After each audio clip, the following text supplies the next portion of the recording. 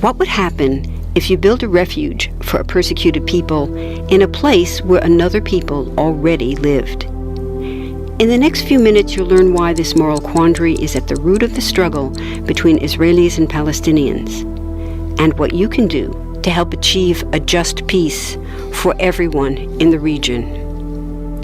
First, there are a couple of things it's helpful to understand. One, many Jews fled harsh persecution in anti-Semitic Europe, especially the Nazi Holocaust. Zionists encouraged massive immigration to historic Palestine, at that time a British colony, where Jews had an age-old connection and where small Jewish communities had long existed among larger groups of indigenous peoples.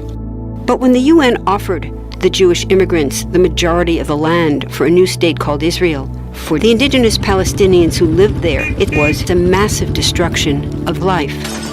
They rejected the UN's partition plan, and several Arab states invaded the new state of Israel. Israeli forces essentially erased over 400 Palestinian villages and towns. By the end of the fighting, Israel controlled 78% of historic Palestine. And when 750,000 Palestinians who fled or were expelled during fighting tried to return to their homes where the new state now stood, they were permanently barred by the Israeli government. While over 100,000 of their relatives and neighbors who hadn't left became second-class citizens of the new state, along with the new Jewish majority. Today, Palestinian refugees and their descendants number in the millions. Most are in the Gaza Strip, the West Bank, and Jordan. Many are spread throughout the world, with millions still living in refugee camps, seeking to return to their homeland.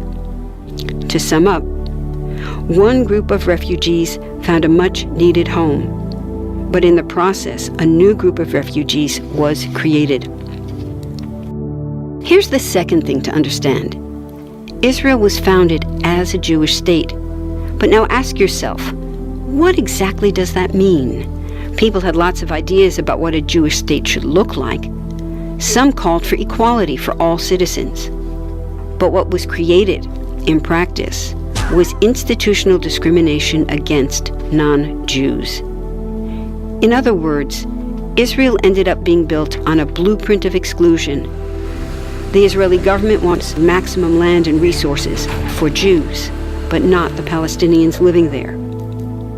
That's why, inside Israel, Jews get special privileges, including rights to land and housing, that are denied to the Palestinian citizens, who make up 20% of Israel's population.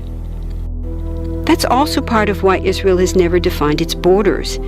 In fact, they still hold on to land, the West Bank and Gaza, that they conquered in the war in 1967. Since then, Israel has built Jewish settlements throughout the occupied West Bank, building Jewish-only cities and supplying them with infrastructure like roads and army camps, schools, and even a college.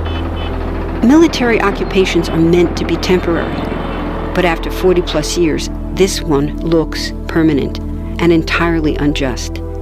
In the West Bank, Israeli Jewish settlers and Palestinians live on the same land, but must live under two completely separate and unequal systems of Israeli law. The Jewish settlers dominate the natural resources, including water and agricultural land, and they're backed by the Israeli army.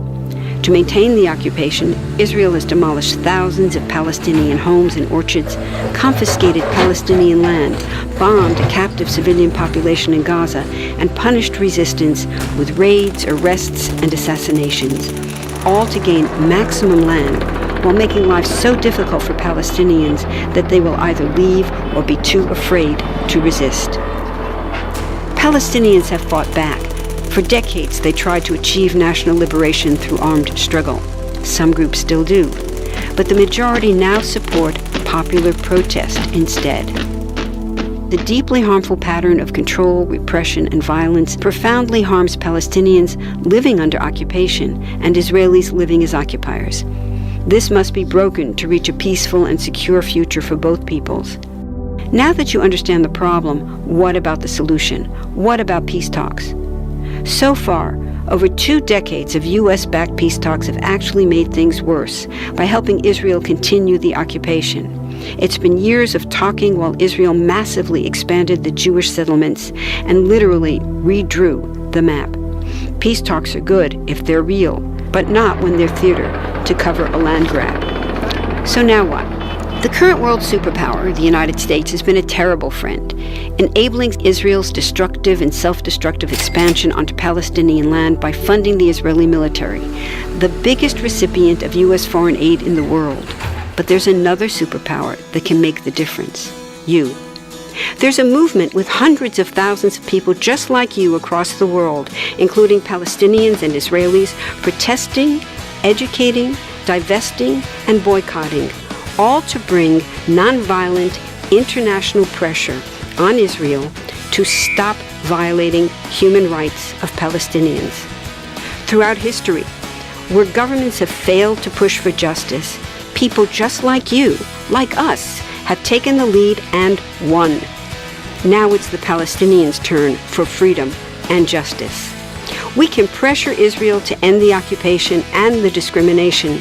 We want all people, Jews and Palestinians, to have equality, human rights, and democracy. We can change history. Join us.